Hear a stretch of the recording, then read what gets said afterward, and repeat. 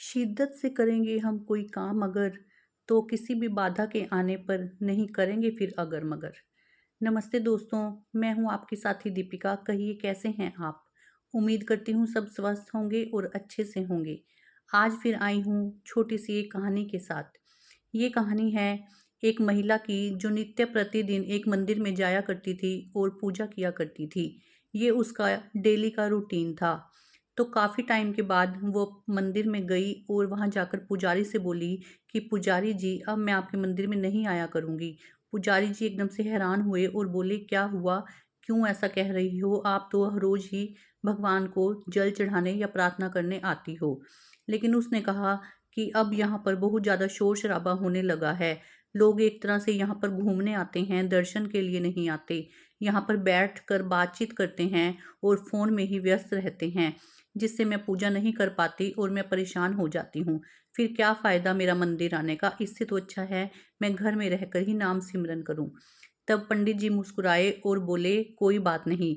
उन्होंने एक गिलास पानी का भरकर उस महिला के हाथ में दिया और कहा कि तुम्हें इस मंदिर के चारों तरफ 3 परिक्रमाएँ करनी हैं और वो परिक्रमा इस पानी के गिलास को पकड़कर करनी है, लेकिन ध्यान रहे इसमें से एक भी बूँद धरती पर नहीं छलकनी चाहिए। तो उस महिला ने हाँ कर दी और पानी का गिलास लेके उसकी परिक्रमा करने लगी। मंदिर की 3 परिक्रमाएँ उसने बड़ी ध्यान से पूरी की और पानी की एक बूँद भी नीचे नहीं टपकी। तब वो आके पंडित जी से बोली, लीजिए पंडित जी, मैंने 3 परिक्रमाएँ पूरी कर दी हैं और जल भी गिलास से नहीं छलका। तो पंडित जी मुस्कुराते हुए बोले, क्या तुम जानती हो ऐसा क्यों हुआ? वो बोली, नहीं। पंडित जी बोले, अब तुम्हें किसी तरह का शोर तंग कर रहा था? लोग जो मोबाइल पर बातें कर रहे हैं या गपशप तंग कर रहे हैं, उससे तुम्हें ज़रा सी भी बाधा आई?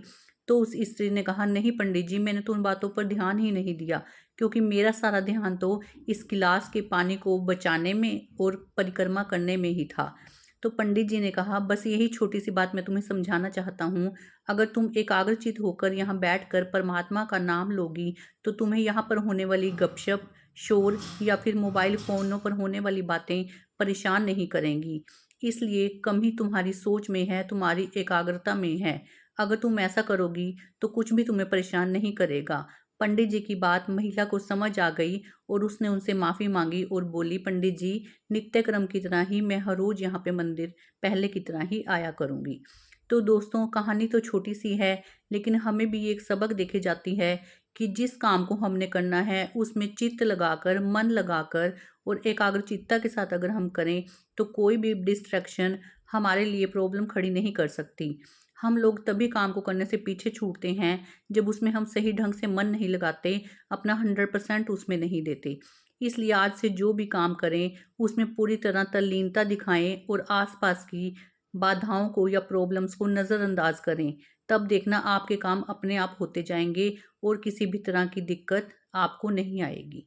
चलिए दोस्तों, आज के लिए इतना ही। फिर मिलूंगी आपसे एक नई कहानी के साथ। तब तक के लिए आपकी दोस्त का नमस्कार।